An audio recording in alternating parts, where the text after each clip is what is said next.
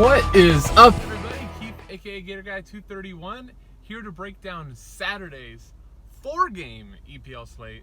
Not gonna lie, I don't know about you all, but I was actually pretty surprised that Draftkings decided to include the final game. Yes, I know that we've been playing 3-game staggered slates, all season, but just kind of thought with already having 3 games that they might just make that final one a showdown.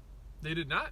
It's 4 games. I think for people that are researching and being strategic, it's going to create a pretty big edge. We consistently see that the early games have more ownership than the last ones, which makes sense. Do you want to have uncertainty of not knowing if certain people are in or not?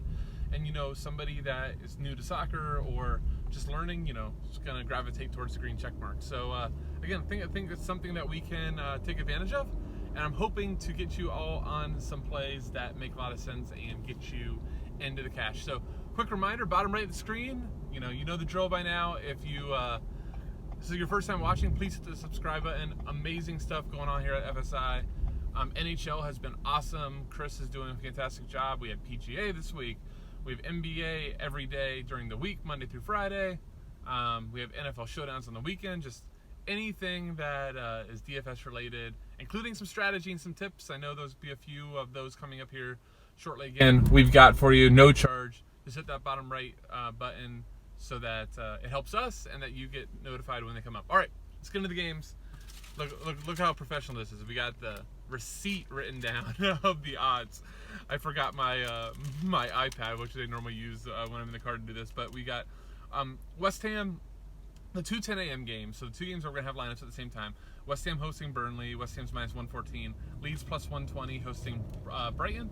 Then the 3rd game, so the lunchtime game in the East Coast, or East Coast in the U.S., is Chelsea is the biggest favorite in the slate, minus 175 to kind of shafted Fulham, who didn't think that they were going to be playing midweek. Got an alert, on Monday, that they needed to play Tottenham. And now they have really short break. They had 3 games in 7 days for a team with a small squad. So I think that's going to gravitate us towards definitely making sure we get some Chelsea pieces. And then finally, we have Leicester hosting Southampton at home. It's the final game at 3 p.m., minus 122 favorite. All right, let's kind of go just position by position. That's how I have this in my head and how I can remember to delineate to you guys. So first off, I just want to talk about the slate as a whole. I think, this is the type of slate, if you are I'm going to quote unquote conservative, and just keep in mind that this preview is meant for optimal construction. I'm going to be talking about floor plays, guys that we can trust, guys that do not need a goal or assist to pay off, that we can plug into cash lines, plug into head-to-head, plug into a bigger single entry, build a floor, and not have to rely on a goal to get there. That's my preferred type of style. That's, at FSI, the style that I teach our members and kind of subscribe to. That's how our core plays are generated. Are not going to be ones typically that have to get a goal to pay off, and that if they don't, they end up with 2 DK and destroy your lineups. That's not what we're doing. We're looking for floors, and I think this slate is kind of tailor-made to that type of style. So that's kind of the plays that I'm going over. Obviously, if there's guys that you love to score, that, oh my gosh, he did not talk about that guy, he's definitely scoring a goal, by all means play him. Just understand, if I didn't mention, it's probably because the floor is a little bit lacking. He's probably a little goal dependent. And, if you get the goal, great. Pass me in the cash games. But if you don't, I'm probably going to be sitting there above you. All right, so with that in mind, let's talk about forwards. So I think all your Chelsea forwards, fall in the line of being more goal dependent. So your Timo Werner, your Christian Pulisic, your Olivier Giroud. I think right now that front line they're probably going to start Werner up the middle again after he scored in the FA Cup. I don't necessarily know if that's right, but that's kind of the personnel they need to get if they want to play Werner. Christian Pulisic is really hard to drop, and Ziyech is back and has been playing that right wing position. So Pulisic, of the 4 eligible Chelsea players, has the highest floor. I think he's fine. He doesn't have set pieces, and that's kind of going to be where I'm gravitating towards. So, I think your forward pool, the first guy into my lineups, by the way, is Rafinha from Leeds. Calvin Phillips is out. He's been splitting sets with Phillips the last 2 games, but has great open play crossing value as it goes. Now he may have a monopoly of set pieces. He's back under 8K. Look, I like Leeds here, I think, more than other people. I think all of the negative talk about Bielsa and the chaos that happened in the FA Cup is going to have them come out here just blitzing.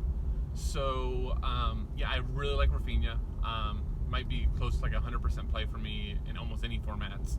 I think Jared Bowen makes a lot of sense at forward. Should be a split share of set pieces with Cresswell. Antonio should be back now that they transferred Haller to Ajax. Look, Jared Bowen, if he's been up and down this season, but if we remember towards the end of the season last year, I mean, he was almost a 10K player, just walked on the pitch and had 10 floor points. I do think it's a plus matchup here versus Burnley. You know, we know that Burnley, especially away from home, likes to bunker, which allows a lot of crossing. So I think Jared Bowen's a really solid forward opportunity. But if you don't like to spend up for him, you know, obviously Pulisic to me is a fine pivot. You know, probably not where I'm going, but I get it. And hell, you know, maybe I'll change my mind if I decide that if I all of a sudden start getting fully on Chelsea. But I think there's some better Chelsea plays for us to get exposure to. Let me just say, I think Jamie Vardy will be pretty highly owned. I'm not gonna play Jamie Vardy in cash for sure. I think he'll be over-owned. I think that's a great leverage point for us that chase floors. But look, he's going to be highly owned. It's actually really awesome if you haven't watched him in NBA or like looked at my Twitter, just been tilting the red Q sign. First thing when I pulled up the app, Jamie Vardy, red Q. You pull it up, probable to play. So, you know, life of Draftkings in 2021. But I think he'll be popular. You know, I think Pascal Gross, if in, I think he's like 7,000. When he's in, he takes most sets. Obviously, if Solly marches in, they probably split. But Pascal Gross, I think Andrew Laird from RotoWire mentioned, Pascal Gross is the guy that just always gets there. Just sometimes his price is prohibitive. 7,000 is not. So yeah, I think you got really good floors with Bowen, with Rafinha, with Gross. As you go down, Dwight McNeil might be back. Dwight McNeil is somebody that's, you know, always had a pretty good floor. You know, he crosses a ton, splits sets with Ashley Westwood. So he's fine. I think he's 6,500. I probably don't want him the first like games or start back because I worry if he's fit for 90. But you know, 6,500, you get you like 8-9 points and you're happy. The kind of YOLO, weirdly good floor play, sub 5K is Ashley Barnes. I guess I skipped over Cavallero. I don't want to play a Fulham piece versus Chelsea here, I don't think. Especially with Fulham on just such short rest. I think I'm going to pass on most of Fulham. Maybe their wingbacks make a lineup. But I think I'm going to pass on Cavallero. But 6,000 is very fair. I could be way off on this. He takes PKs, but I just don't see myself on him. But again, if you love your lineup, 6,000, forward eligible, and that's the spot you need, like, no issues with Cavallero. All right, my sneaky floor play, Ashley Barnes. Last 2 games, not in like the best of matchups, close to 8 floor points. Burnley never gets PKs, but the last like sample that we have is that he would take PKs. Just a good player. West Ham is never a team that I'm like that scared of defensively. They give up shots, they give up goals. So, you know, I would not call you crazy. I would not like go, oh my gosh, look at this donk or look at this terrible lineup. If you play Ashley Barnes in cash, I think elite GPP play. Chris Wood's really cheap too. He's definitely more GPP, but you know, Burnley could show up with a goal here. So and more than likely when Burnley scores, it's gonna be one of those 2 strikers. So that would be forward pool. Midfield, the lock of the slate, the highest owned player on the slate will be Hakim Ziyech, 6,700. No clue why they didn't adjust him. They adjusted him for the FA Cup. He was like 9,800 this past weekend and was phenomenal.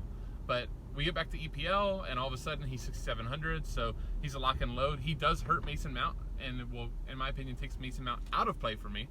But split sets, outstanding open play value, shoots a ton, draws fouls, creates shots, crosses, everything we want in a DFS player, Hakim Ziyech typifies. So first player in my lineup, and then I think midfield's just really cut and dry.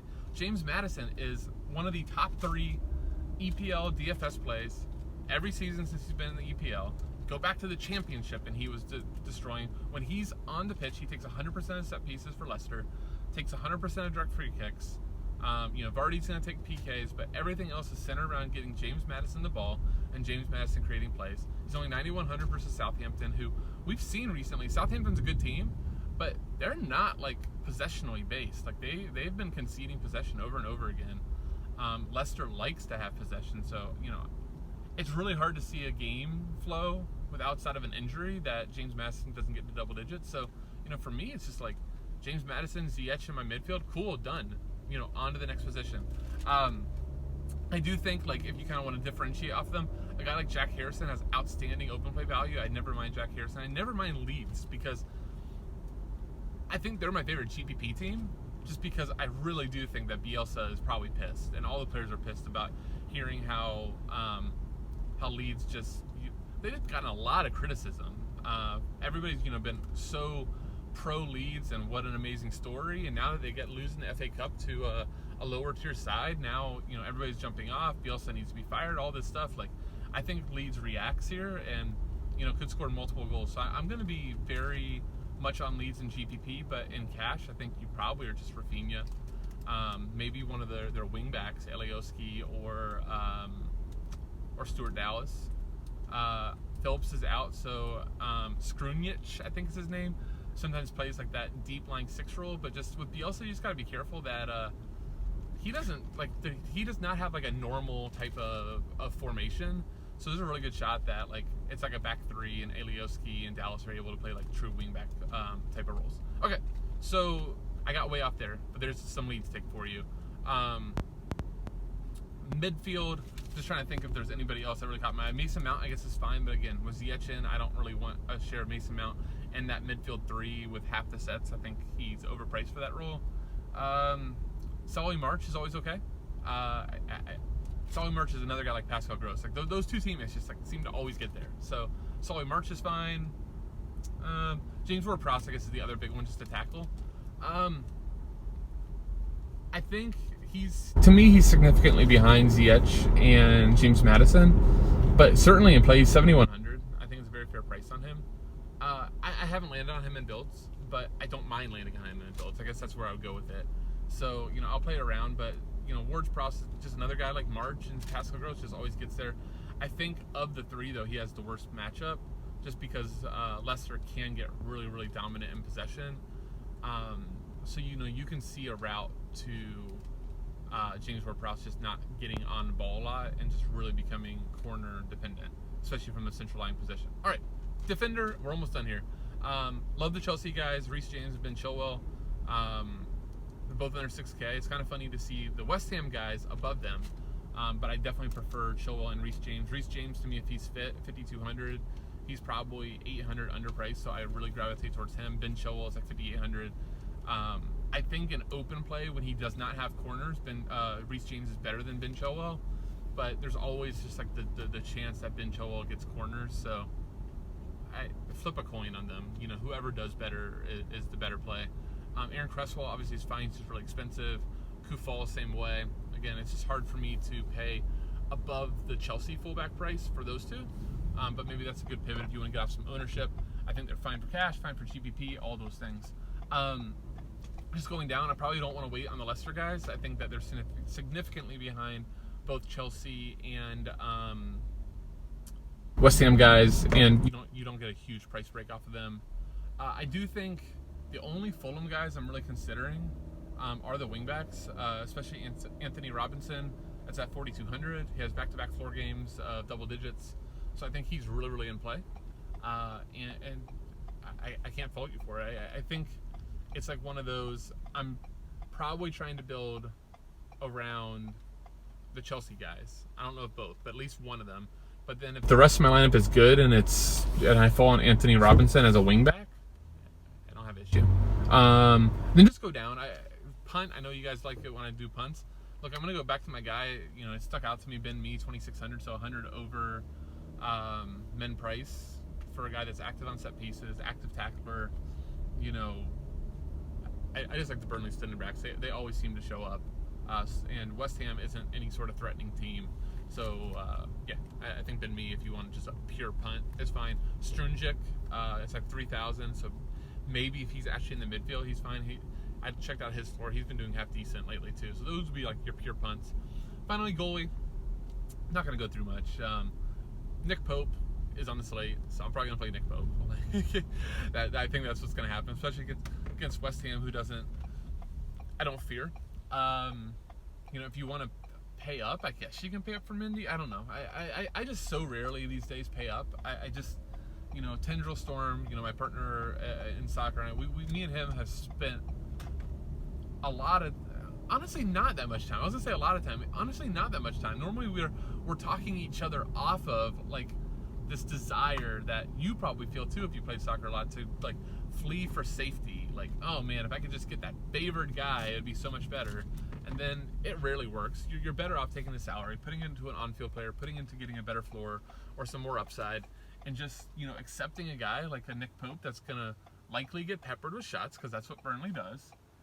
He's a really good keeper. I said the last time I was on that he should be England's #1, but Southgate decides that Jordan Pickford's feet are more valuable than his hands. Thus, Pickford is the goalie. So I don't see a reason not to play Pope. If you don't have enough salary for Pope and you just want to go down, the Areola's been awesome for Fulham. And Chelsea, hasn't exactly shown like this dominant ability to score. So, I think Areola and Pope are probably my two favorites. All right. Hope this helps. Thank you guys so much for watching.